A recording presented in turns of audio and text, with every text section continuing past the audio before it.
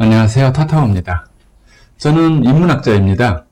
인문학은 별게 아니라 어떻게 살 것인가 라는 주제를 파고드는 거라고 할 수 있습니다. 어떻게 살까요? 당신은 그 기준이 서 있으신가요? 난 그런 거 없어 또는 그런 거 필요 없어 라고 생각하는 분도 있을 겁니다. 하지만 잘 보면 내면에 다들 그 기준이 있습니다. 당신의 기준은 어떤가요? 내게 이익을 주는 이는 내 편이고 잘 대해주고 내게 손해를 끼치는 놈은 넌 편이다. 그러니 상종도 하지 말자. 이런 기준이 가장 대표적 기준일 겁니다. 알게 모르게.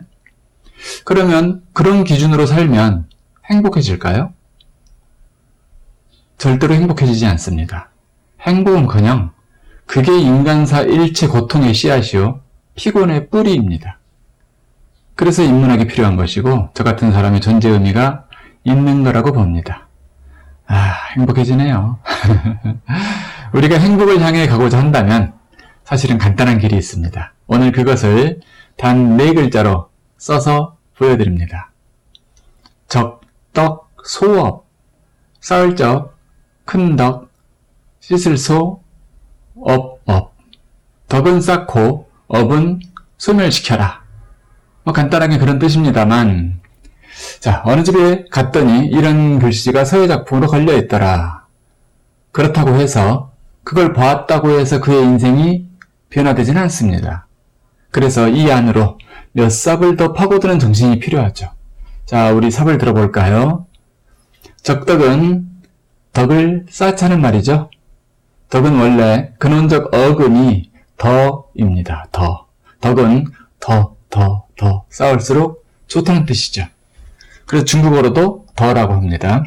그게 쌓이는 소리가 받침 기억에 맺혀서 덕이 된 것이죠. 덕은 미세한 물질이라고 몇 차례 전해드렸죠? 제 말씀이 아니라 전법론 책에 나오는 리홍쯔 대사님 말씀입니다. 덕은 주변이나 자신에게 좋은 일을 했을 때 쌓입니다. 그리고 고통을 겪고 나서도 덕이 쌓여요. 크게 아프고 나서도 덕이 쌓입니다. 그렇다고 일부러 고행을 하실 필요는 없습니다. 유의적인 것은 덕이 쌓이지 않아요. 그냥 자연스럽게 쌓이면 쌓여도 우리 몸 주변으로 하얀 안개막처럼 둘러있는 층, 그 미세층이 덕의 에어리어, 필드입니다. 그래서 덕이 많은 이는 느낌이 남이 볼 때 환하게 보여요. 저 사람 환하게 보인다. 친근감이 느껴지죠. 그 사람하고 같이 무슨 일을 해보고 싶어지죠. 상담이라도 하고 싶어지죠. 덕은 보이지 않는 세상의 화폐와도 같습니다. 돈도 부유함도 덕으로 바꿀 수 있다고 합니다. 건강하게 오래 사는 것도 덕으로 살 수 있다죠. 덕은 모든 가치 있는 것을 교환하는 화폐 같은, 정신적 화폐 같은 것입니다. 반면 업력이라는 게 있어요. 그 반대로 덕력의 반대는 업력. 그건 업이라고도 줄여서 말하는데 이거는 줄여갈수록 좋습니다. 나를 무겁게 만들고 둔하게 만드는 것이죠. 현 세상으로 비유하자면 내 영혼에 쌓인 중성지방이며 악성 콜레스테롤이며 젖산이며 교통위반하여 붙인 과태료 딱지 같은 것입니다. 업 말이죠.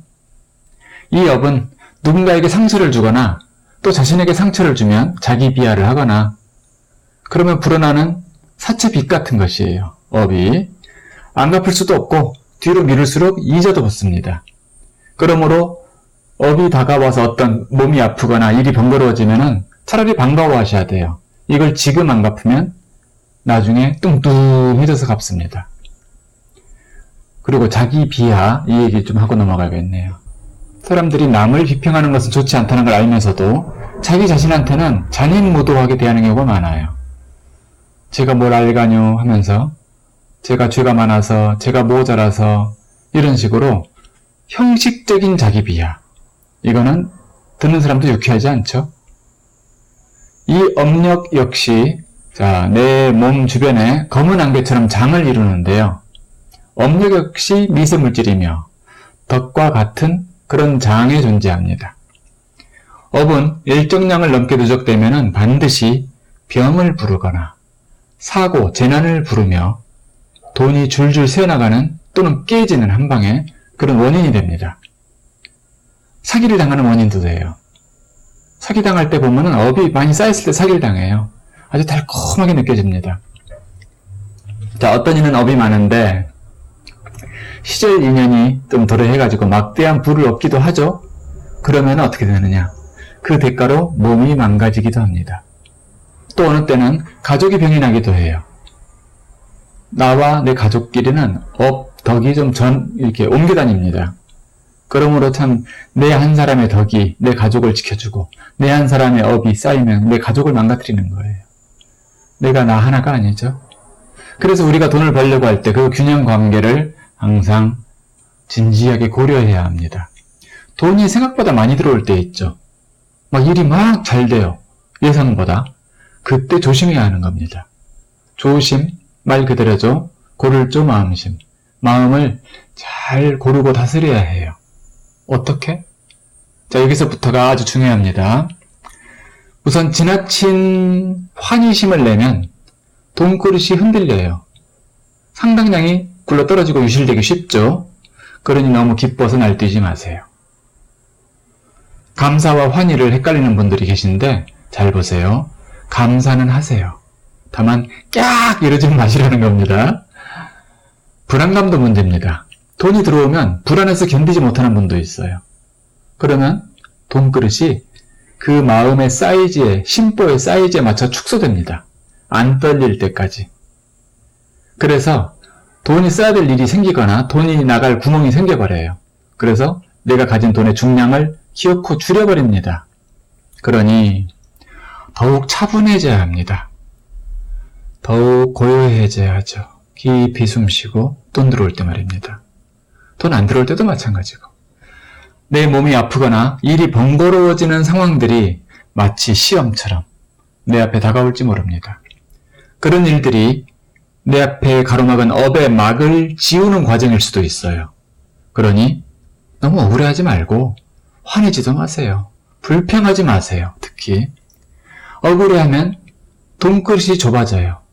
화내면 돈그릇이 깨지기도 합니다.